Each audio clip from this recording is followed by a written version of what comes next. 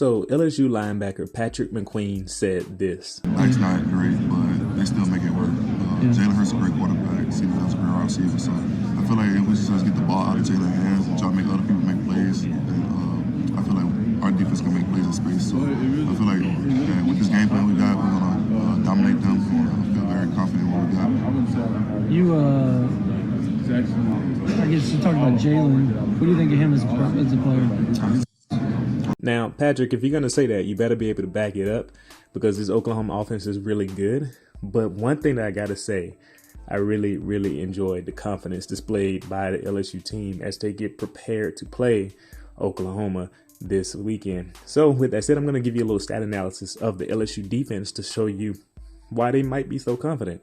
So if you are the general fan who likes to dig into numbers, you would know that LSU has the 32nd ranked defense nationally in the nation. And based upon how some people were talking about the LSU defense throughout the year, you would have thought that they were in like the bottom half of the NCAA, but they're actually in the top third, which being 32 isn't like the most elite, but it's definitely not average. It's not even just, above average. It's actually bordering on being a good defense. And they had a lot of injuries and a few things early in the season that may have contributed to where they fall now. So total, they've given up 32 total offensive touchdowns. They've defended against 881 plays. They've only given up 4,437 yards. And the reason why I say that is that works out to 5.04 yards per play. So basically they're giving up about 5 yards per play, which that isn't like an elite number because for context, Clemson and Ohio State have held opponents to less than 4 yards per play, which is like outstanding. But they're only about a yard or so above that. But statistically speaking, that can be a lot. But the reason why I bring that up is that there are teams who are ranked higher than them who give up more yards per play than that. And yards per play is kind of a better stat to go over than overall ranking. They give up about 341.3 yards per game. And as I was saying before, Clemson and Ohio State give up about 100 yards less than that. With all that said, LSU is holding their opponents to about 3.61 yards per rush. So in terms of the running game, like they're doing solid there. Now, part of that may contribute to the fact that their offense is so good that teams have to play catch up and they can't run the ball that well, with the exception of Ole Miss. I'm going to talk about that a little bit. But they're also holding opponents to 6.4 yards per attempt. So here's the interesting thing about the LSU pass defense. So 6.4 yards per attempt is actually a really solid number for pass defense. They've given up 2,882 passing yards on the season, but that's been on 450 attempts.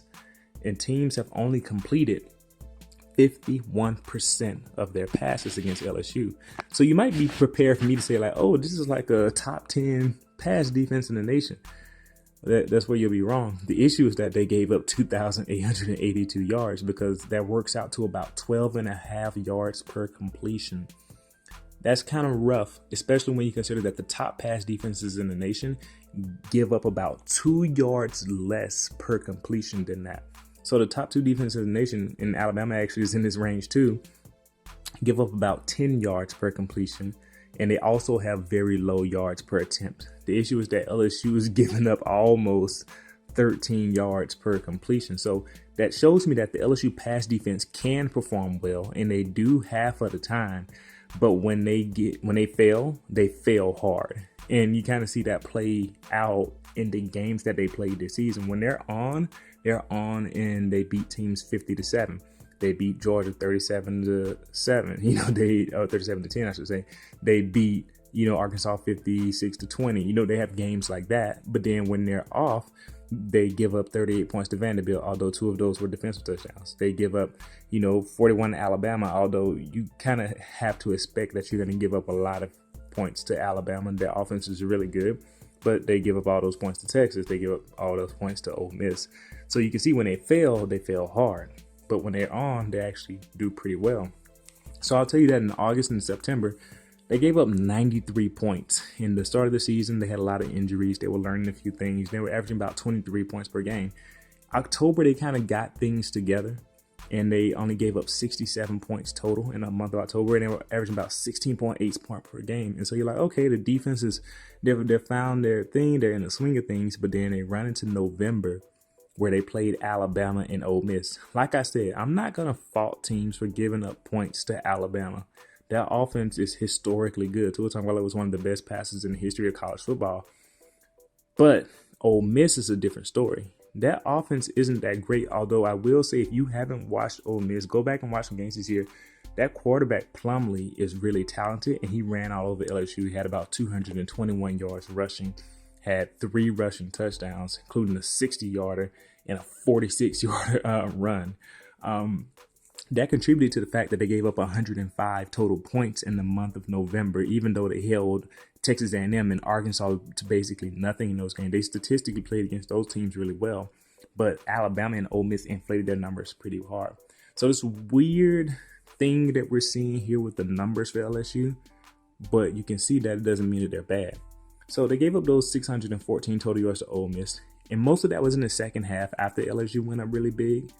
But the issue is for Oklahoma is that a lot of people are going to say, well, look at what Ole Miss did with a running style, power spread, running quarterback and system that can take advantage of maybe the defense not doing the things that they need to do at different times.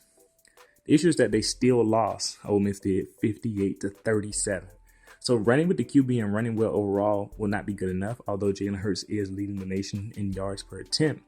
My interesting is will the Oklahoma receivers outside of CeeDee Lamb, who's a stud, will they be able to consistently cause LSU to back off of Jalen Hurts in the power spread running game that Lincoln Riley has set up so well? This is going to be a really interesting matchup for me. The passing game for Oklahoma will have to complement them, and the defense has to get stops on that LSU offense. So Patrick McQueen, you said that you believe that you can make plays in space. Your defense as a whole, you guys believe that you can shut down their offense. Now, you then have to make sure it's you guys' responsibility that you don't give up an Ole Miss performance in this game against Oklahoma. Because if not, that's going to make you guys look bad for sounding so braggadocious. Now, I'm interested to know, what do you all think, the ones who are watching this video? Do you anticipate LSU to actually back up their words on defense? Or do you expect Oklahoma to have an Ole Miss type game? That'll be something that I'm interested to hear from you guys. Let me know in the comment section. I'll see you for the next video.